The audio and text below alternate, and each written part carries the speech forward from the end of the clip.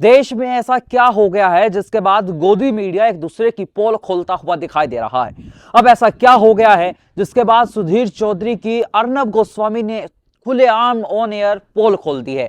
क्या 15 करोड़ चार्ज करते हैं सुधीर चौधरी डीडी न्यूज में अपना डिकोड शो करने का? ये सवाल अब सोशल मीडिया पर उछलते हुए और उभरते हुए दिखाई दे रहे हैं।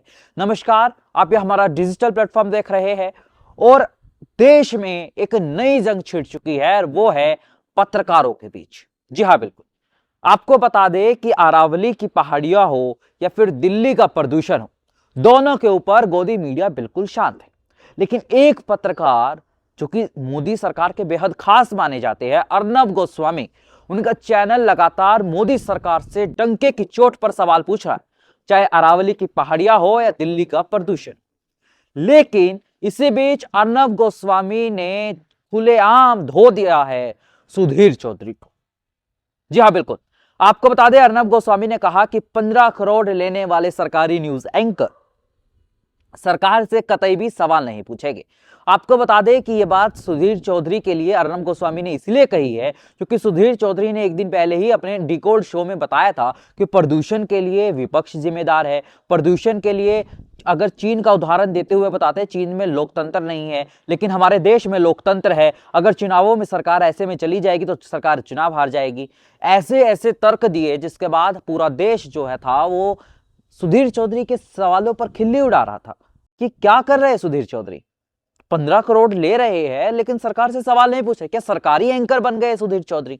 और यही बात ऑन एयर अर्नब गोस्वामी ने बोल दी है। अब सोचिए, हमारा देश कहां जा रहा है जब देश के जाने माने पत्रकार एक दूसरे से लड़ रहे हैं। बात यहीं तक खत्म नहीं होती। अर्नब गोस्वामी के वार का पलटवार करते हुए सुधीर चौधरी दिखाई देते हैं। सुधीर चौधरी ट्विटर पर पोस्ट करते हैं कि आजकल मीडिया में भी ओड इवन हो गया है। समझ रहे हैं? एक दिन वो दूसरे दिन वो, एक दिन वो दूसरे दिन वो, यानी कि गोदी मीडिया खुलेआम आ चुका है सामने, अपनी ही पोल खोल रहा।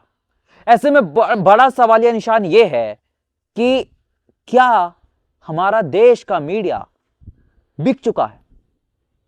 पहली बात, अर्नब गोस्वामी की इस पत्रकारिता की तारीफ होनी चाहिए।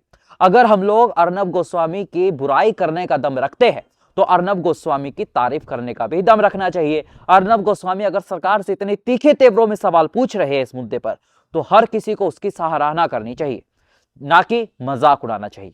आपको बता दें कि अर्नब गोस्वामी इकलौता ऐसा मीडिया प्लेटफॉर्म चला रहे हैं, रिपब्लिक, जो अरावली को लेकर खुलेआम खबरें सरकार के खिलाफ चला रहा है। लग रहा है कि अर्नब गोस्वामी का वो 2013 वाला तेवर वापस आ गया है जहां पर उन्होंने कांग्रेस की सरकार की पोलें खोली थी।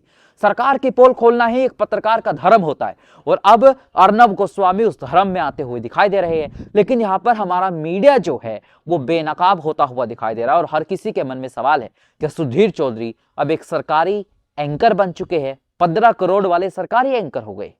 खैर, सवालों के साथ मैं आपसे विदा ले रहा हूं। उम्मीद है आपको हमारा प्लेटफॉर्म पसंद आएगा।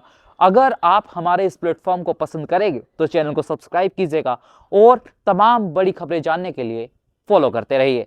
और हमारी आजाद पत्रकारिता को समर्थन करने के लिए सब्सक्राइब कीजिए और वीडियो को ज्यादा से ज्यादा शेयर कीजिए। धन्यवाद।